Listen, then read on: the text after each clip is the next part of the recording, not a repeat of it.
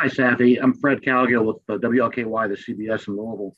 Can you talk about your horse a little bit and how it's helped sort of fuel your journey about becoming known nationally? You've really enjoyed a pretty quick success story in terms of where you've started and how fast you've gotten there.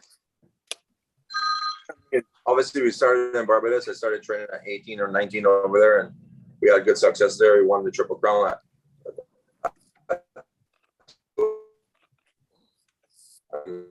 I would venture into bigger waters and hopefully rise to the top one day. And we couldn't do it being in Barbados, so we came to America.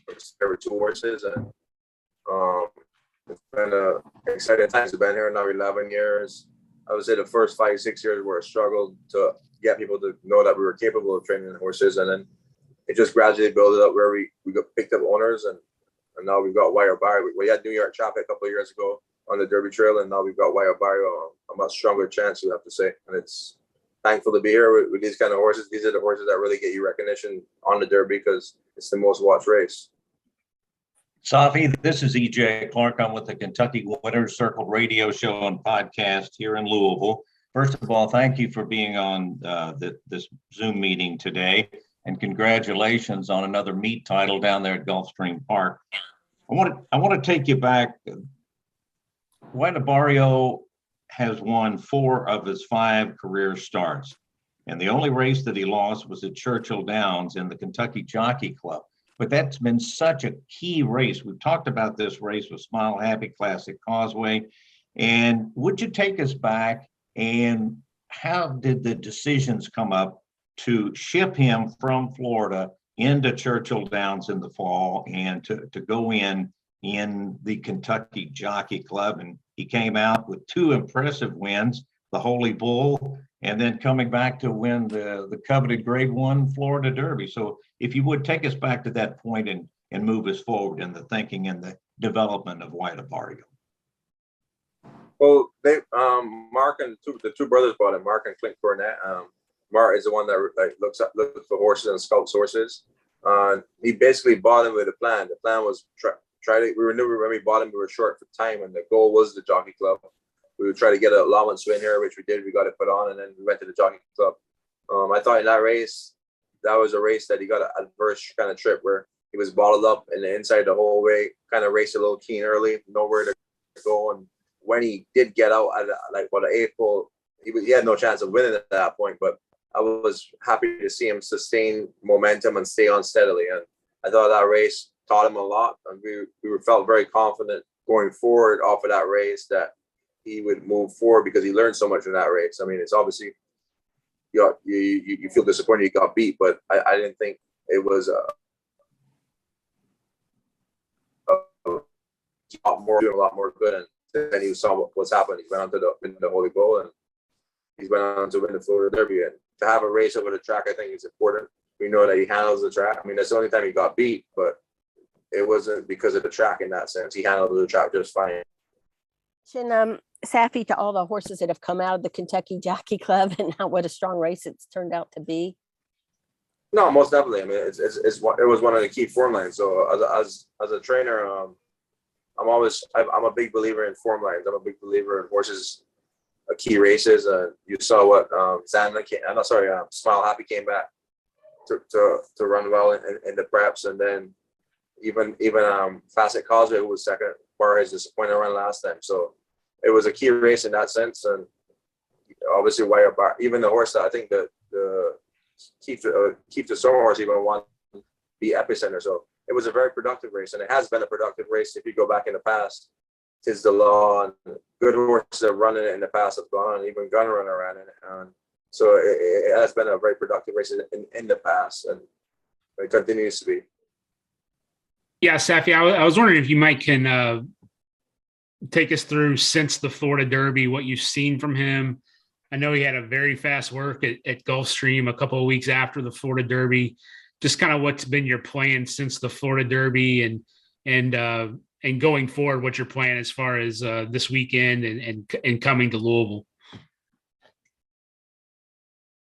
Yeah, after the Florida Derby, we were going to have 2 works or 3 works. He's plenty fit, so he's just trying to maintain now. You're not going to get him fit. You're just trying to, as far as maintaining, keep him in good form to hopefully fire another big race. We went with 3 works. The first work was easy, 3/8. Obviously, we went quick and did it the right way. The other day was obviously going to be his fittest work. Sunday gone, he went 5/8. He worked in a minute flat, and he went out like 6 and 112 and 2. So that was his key work as far as his most endurance wise. And we'll come back this Saturday probably with a half mile from the start or from the half mile part. Yeah, just what your plans are for this weekend and coming to Louisville. Yeah, he's gonna work a half mile this coming Saturday, and he'll ship on Sunday. He'll leave Gulfstream on Sunday and arrive Monday morning in Louisville. Once he gets there, he'll probably walk Tuesday morning, and we'll then take him to the track. I mean, sorry, retract. He'll arrive Monday morning, and he'll go to the track Tuesday. He'll probably jog or easy gallop, depends on we'll decide when we get there. Obviously, I like to see how things go before deciding. And he'll maybe gate school on Wednesday or Thursday and gallop again. Hey, Saffie, appreciate you joining us. One of the things that I wanted to ask is that the Florida Derby has become one of the leading preps for the Kentucky Derby. A lot of in recent history with the timing of the race and how it sits on the calendar.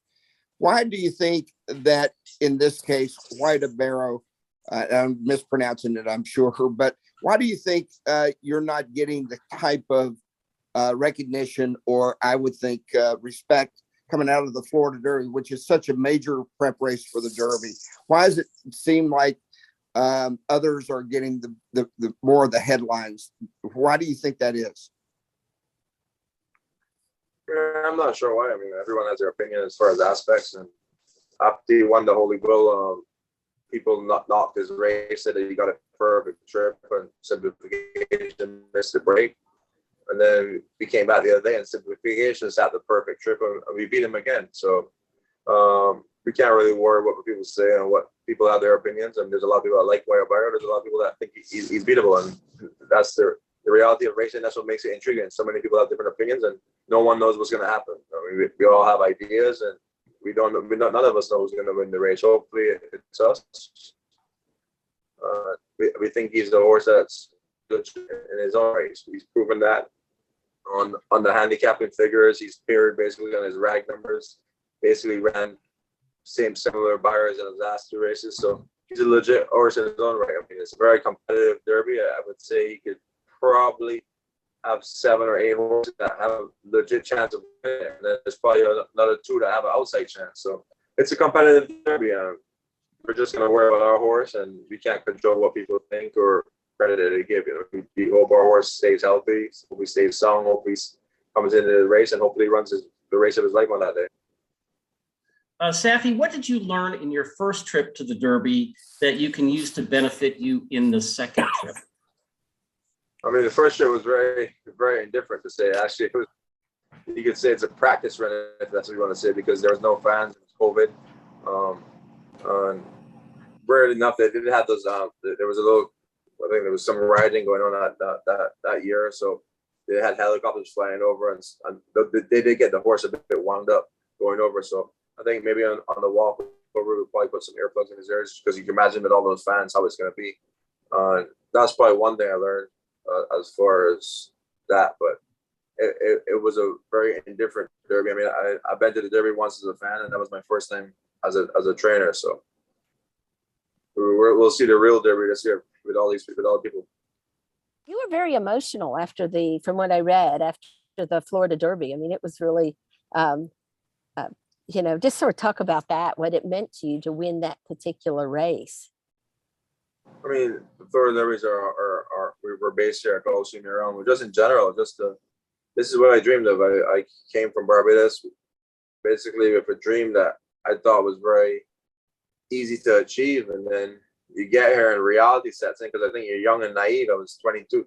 No, I was 24 when I came here, and you're young and naive. You think everything's going to just happen like how it happened in Barbados, and then you hit reality and you realize, whoa, it's not as easy to get opportunities. Everyone looks at you. They don't really relate Barbados to having a good horseman or a good trainer, and you got to start over basically. And the grind to get there, as I said, the first 5-6 years, just not only having 15 horses, most of them you own yourself, and just not getting enough owners to gather enough attraction to then attract more owners. And how hard it was to get here as far as everything went, and then to see it come to fruition and to win a race like that. I mean, it's basically you dreamt it many times and then it becomes reality, and you're like, it's very gratifying. I mean, I've probably won the Kentucky Derby many times in my before I go to bed at night, and many times in the shower. If you just dream of doing it, it's I mean, it's literally a dream come true. Do you ever find yourself disappointed when you wake up and it's like, darn, now I really gotta go out and win it? No, I like you put yourself, like, for me at least, I'm thinking horses basically throughout the day. Like, I go to bed every night basically. You say your prayers and then you go to bed like dreaming of winning a race, and then you fall asleep, and that's how I go to bed every night basically. And whether it be a Breeders' Cup race, a Kentucky Derby, and I've won them a lot, but I haven't won them in real life yet. Yeah.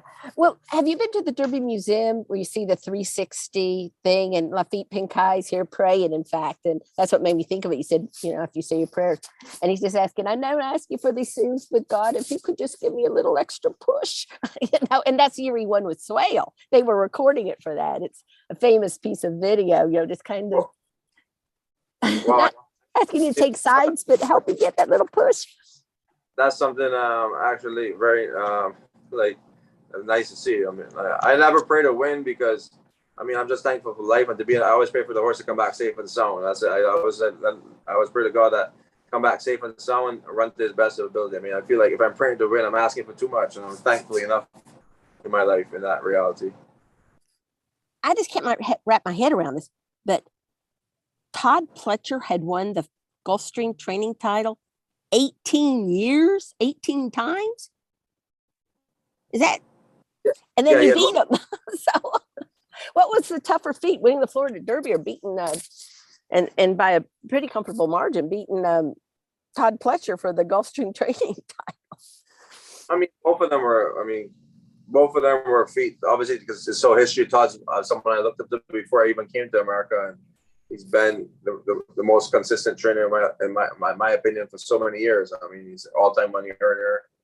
That's the way he handles himself and the way he carries about his business. And when I first came here, the first couple of years to run a race, and then here we are 10 years later, 11 years later, and we were able to beat him at the championship meet. It was quite amazing. But to sum it up, the Florida Derby was, if I could have traded the title for the Florida Derby, I would definitely want the Florida Derby. The title means a lot, obviously, for the whole team, but the Florida Derby was like the icing on the cake.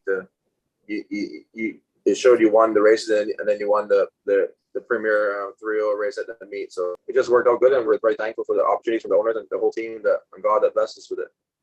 Saffie, continuing in that line of thought, does this give you more confidence coming into this year's Kentucky Derby? As you said, you went once as a fan, once during the COVID in 2020 with New York traffic. You're coming off a huge win in the Grade 1 Florida Derby. So does all of this and adding to winning the title at Gulfstream Park, does that give you more confidence as a trainer, as in having the Derby experience already to move this horse forward?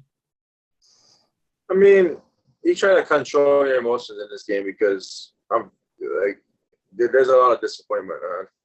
I mean, that sometimes you get too high on the situations, and then the low is very, very low, and you feel, I don't know, at least for me, you feel very low for many days after. So I try to balance it out, like control it. I don't want to get too high because you never know who's going to win. I mean, obviously, I'm very thankful to be in this situation, and I know how much it would mean to win, but I try to temper my emotions as much as I can and control them. I mean, I get very nervous for any race, and imagine that even more nervous.